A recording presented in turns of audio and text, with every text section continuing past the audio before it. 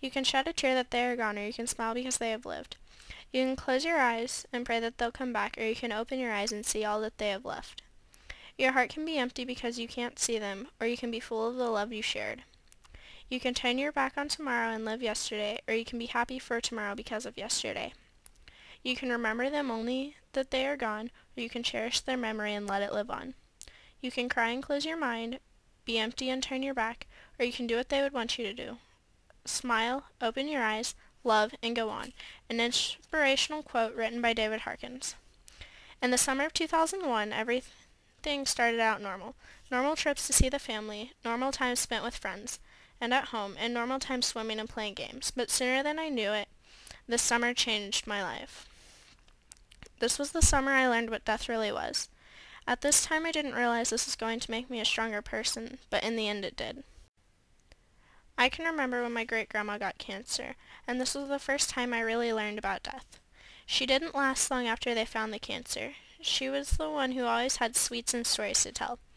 I remember sitting at the table and she would bring over 2 glasses of milk, one for her and one for me, and a big plate of cookies. I would listen to her tell stories of her childhood to explode cookies and milk all over the room.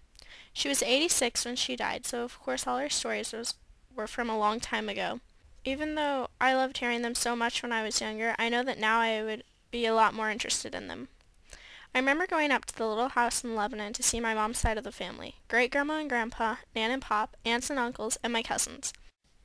I used to always help my great-grandma in the kitchen and take plates to Pop and great-grandpa. Great-grandma said that's what all the proper women did in her time for the men. After dinner, I would help clean up and then serve up the cake. When my great-grandma got sick, she was on oxygen. At first she seemed the same, but the cancer took over fast.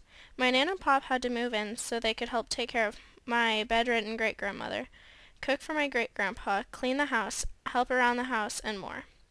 A very short time after she passed away, the second death in the short time began to happen. My great-grandpa ended up in the hospital. Before he went to the hospital, my Nan and Pop were still living with him. All he did was sit in his chair in silence. I was too young to remember how long he was in the hospital or why he had to go, but I do remember at the age of 94 he died from a broken heart. He missed his wife so much he could no longer live. This was when I learned that dying from a broken heart was really possible, and I was shocked by this fact. A few months after losing my great-grandma and grandpa, my grandma Cowett, who had been suffering from Alzheimer's for a very long time, ended up in the hospital. It was another trip to Lebanon to visit her. She had been in the hospital a few times before, but had never forgotten anyone too bad. Grandma Cowett didn't know anyone this time. We all prayed that she would make it out of this. The day she was admitted into the hospital, my mom decided that she didn't want me around this. She didn't want me to be scared any more than I already was, so she took me over to my aunt's house to play with my cousin. Once we got there, she got a phone call from the hospital.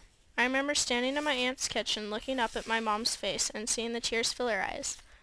I asked my mom what was wrong, and she told me that she would be back later. When my mom got back to pick me up several hours later, she told me that the call she got was for the family to come and say their final goodbyes to my Grandma Cowett. I had lost a third family member in such a short time. Things started getting hard. Everyone was getting extremely emotional, and nothing seemed to be getting better. In July of 2003, after both his parents and his wife's mother passed away, my pop got sick. He had to take a lot of medication and ended up having an allergic reaction to one of the pills he had to take, and ended up in the hospital. He had to be on oxygen.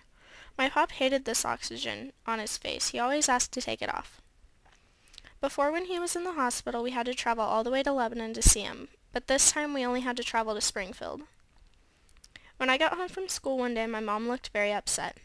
I didn't get to say a word before she motioned me to sit so she could tell me that my pop had joined the others in the family and is now in no more pain.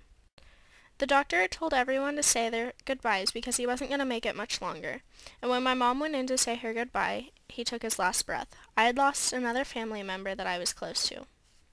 While all of this was going on, I was missing someone I was very close with, my Grandpa Beaver. I grew up going to my grandparents' house almost every weekend and phone calls to my grandpa every day after school. He used to tell me bedtime stories when I went over there, tell me to talk my dad into letting me stay one more night on the weekends I was there, take me to Target to get a new toy on Sundays before I went home, and play games in the yard like hide-and-go-seek or tag. He was my best friend, it seemed like. I could trust him with every little kid's secret I had. He was always there to talk to me and make me laugh. In the summer of 2002, my Grandpa Beaver started going to the doctor a lot. I called him one day and he didn't answer. I got very confused. 2 weeks before Thanksgiving, he was diagnosed with pancreatic cancer. He and my Grandma Beaver didn't tell anyone until the week after Thanksgiving. I had no idea that this was going to be the last time until Christmas that I was going to see him. That year for Christmas, we all got him a Frisbee to play with my cousins and me when he got better. After that Christmas, we weren't allowed to see him.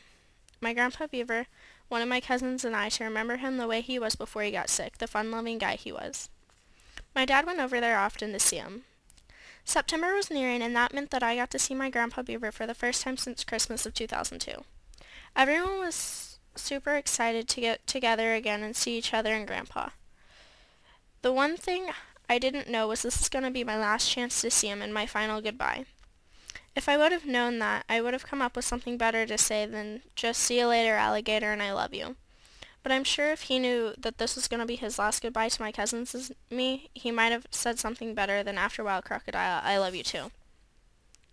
The week of December 13th, 2003, my grandpa knew it was going to be his last week on Earth. My grandma talked about him saying he was going home. He said this multiple times in a day. On the afternoon of December 13th, 2003, my grandpa laid down for a nap. We all thought it was just a nap, but to him it was the nap of a lifetime.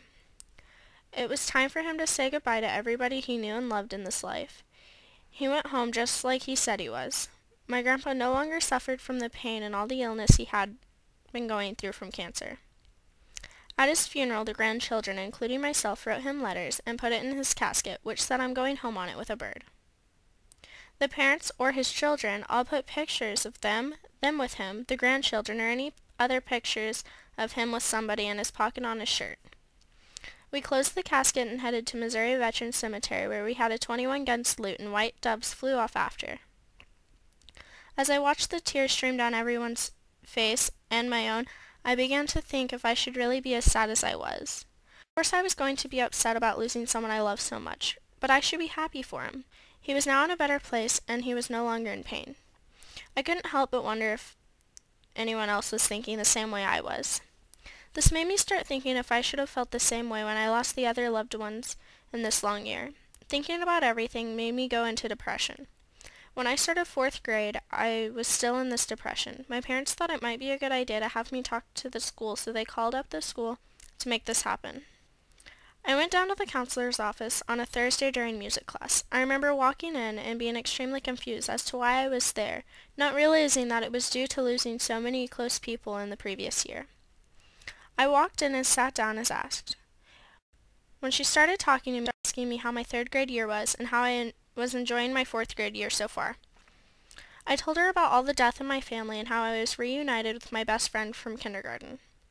I got very confused when she went back and asked me how I was doing about all the loss.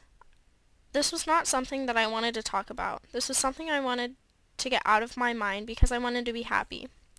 She kept me in there for a long time. Then at the very end, she asked if I would like to come in every Thursday at the same time to talk about why death happens, and I agreed to it. When I came back the next week, there were more people in there. It turned out I agreed to being in a counseling group. I had no clue that it would help as much as it did. We talked about why some of the best had their lives taken, and we did activities to help remember them. We wrote stories and told stories of the things we did with them. We made Christmas ornaments with things that reminded us of the people we lost, and we wrote them letters to keep in a folder that only they would be able to see when we were reunited with them. Even when the group was over, I still went back on Thursdays, sometimes on other days, just when something was really bothering me, to talk to the counselor. This went on all year. She really helped me get back on my feet and out of my slump and depression from losing so many people in such a short time. I never knew that losing family could be taken as such a life lesson. I learned that life can be taken from someone in a matter of seconds, but there are reasons for this. They say the hardest thing to do is hold on, when really the hardest thing to do is let go of something you truly love. But do you ever really let go? I let my loved ones go, but I know They will always be here with me to guide me through life and teach me the life lessons I need to know as I grow. So far they have taught me to be strong, but never forget.